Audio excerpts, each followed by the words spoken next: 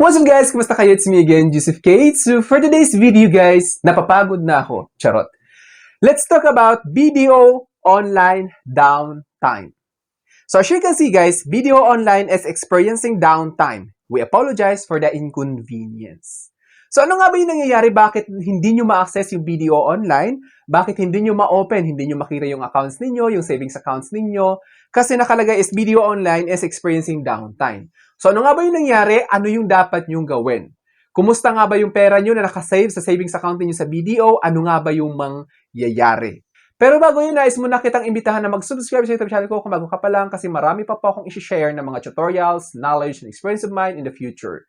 Kaya naman huwag niyong kalimutan mag-subscribe para updated kayo lagi sa mga vlogs na i-upload ko. Yun lang po at sobrang maraming salamat po. So, unahin ko na guys yung katanungan regarding your savings account sa BDO. Baka kasi nag-overthink kayo. Ano nga ba yung nangyayari sa BDO online? Bakit di ma-open? Kumusta kayo yung pera ko? Huwag kayong mag-alala guys kasi kung magkano man yung pera na nakalagay dyan or na-deposit ninyo sa BDO savings account ninyo, kung anong account man yan, passbook man yan or kung checking account, safe na safe po yan guys. Hindi naman po yan mawawala or intact po yan. So, you don't have to worry about your BDO savings accounts or yung pera ninyo na nakadeposit sa savings account ninyo sa BDO. So, yun lamang guys. Huwag kayo mag-alala. Then ngayon, balik tayo sa topic natin. As you can see, BDO Online is experiencing downtime. We apologize for the inconvenience. BDO Online app and website have experienced periodic downtime. With recent issues on April 2026. So, last issues is April 2026. Yun yung last reported habang nagre-record ako ng video ngayon. As you can see, affecting iOS users and causing intermittent access to the BDO Pay and BDO Online apps. So, huwag kayo mag-alala guys kasi it's normal thing sa BDO Online. Minsan kasi nagkakandak sila ng security checks, mabilis ang security checks, kumbaga baka kasi nadidetect nila na parang nagkakaroon ng issues. So, kailangan nila i-double check para at least maging safe yung account ninyo. Kasi minsan talaga nagkakaroon ng glitch, kaya paminsan-minsan nagkakaroon ng emergency BDO downtime. These occurrences are often due to system maintenance, high volume usage during peak times, such as paydays or network issues. So here is what you need to know about the downtime and your account safety. So, ito yung breakdown, kumbaga, about sa nangyayari sa BDO downtime or BDO online downtime. So, why it happens? So, bakit nga ba nangyayari? Ano yung mga sanhi? Ano yung mga dahilan? Bakit nagkakaroon ng BDO downtime or BDO offline kung yung BDO online nila is hindi ma-access? High volume usage peak times. So, as you can see, digital channels experience overload, especially during payday, weekends, or holidays. So, as you can see naman, nagkakaroon ng maraming gumagamit ng BDO online. Lalo-lalo na kung sahod. Alam mo yun, payday, minsan hindi na, parang na-overwhelm si BDO online. Kaya nagkakaroon ng BDO online downtime. As you can see, system maintenance. BDO frequently conducts scheduled upgrades to enhance services which requires temporary shutdown. So, minsan kasi guys, nagkakaroon ng system maintenance. Tulad ng sabi ko, kapag nakikita nila na parang may problema, alam mo yun, magkakaroon ng parang threat, kumbaga, sa mga accounts. So, kailangan nila mag-schedule ng emergency shutdown sa BDO online to check everything, if everything is okay and running smoothly. Ganun yun. Technical glitches or telco issues. Intermittent downtime can occur due to nationwide telecommunications issues affecting connectivity. Yung internet connection, guys, minsan kasi baka nagkaroon ng issue sa connection, sa internet connection. So, maapektuhan yung server, alam mo yun, kaya hindi natin ma-access yung video online, hindi natin makikita kung ano yung laman ng account natin. But don't worry guys, kung magkano man yung dineposit ninyo, pagkabalik ng video online, ganun pa rin naman yan. Hindi po yan mawawala. Kaya safe na safe po yan. Kaya huwag kayo nag-aalala. Platform migration. BDO has been migrating users to a new digital banking platform which may cause instability for some users.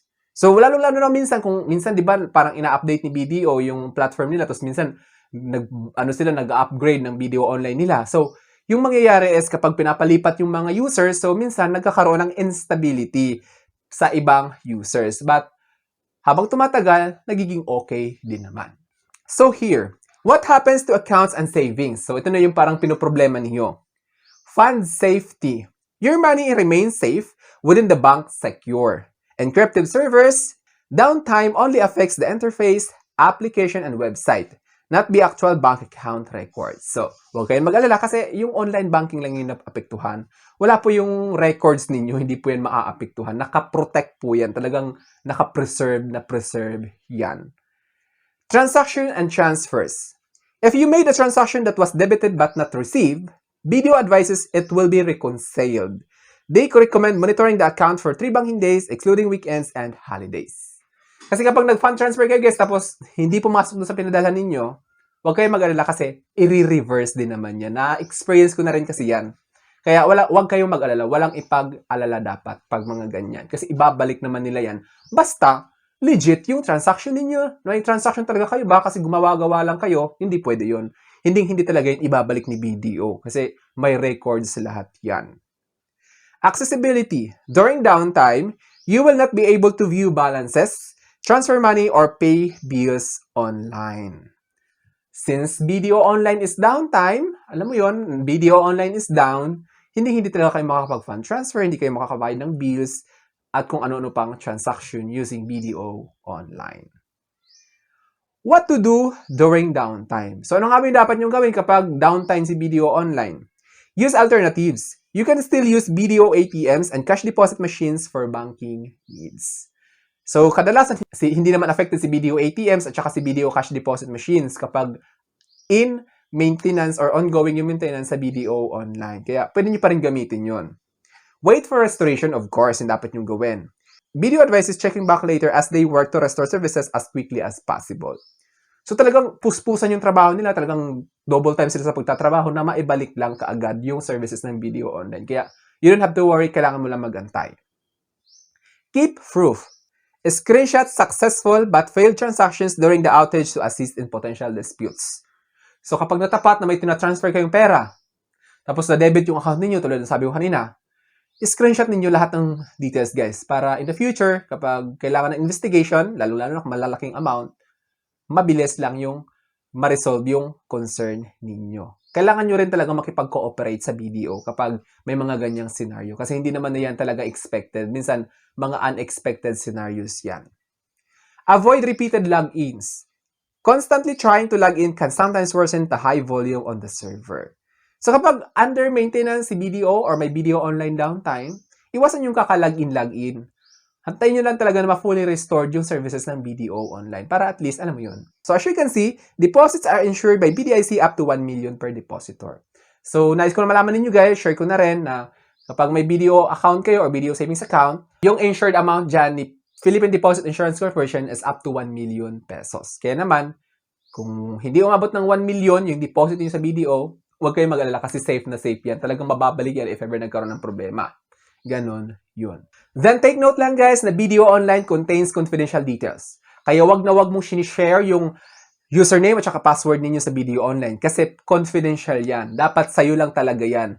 Wag na wag mong sinishare yan sa iba or do not share it with anyone because it is confidential details. Those credentials or login credentials sa BDO Online banking ninyo. So kapag may tumatawag na hinahanapan kayo ng OTP or kung ano pa man, login details, wag na wag yung ibibigay. Do not ever share your OTP and one-time PIN to anyone. It should be on yourself lang talaga. Kapag may transaction kayo, dapat kayo lang nakakaalam nun. Wag na wag mong sinishare sa iba yung OTP or one-time PIN. Para maging aware kayo, sinishare ko to sa inyo. This is to raise awareness. So I think that's all for now. Sana may na-share ako. Don't forget to subscribe for more videos. It's me again, Joseph K. that says, we don't have cash because we go for cashless transactions. Bye-bye!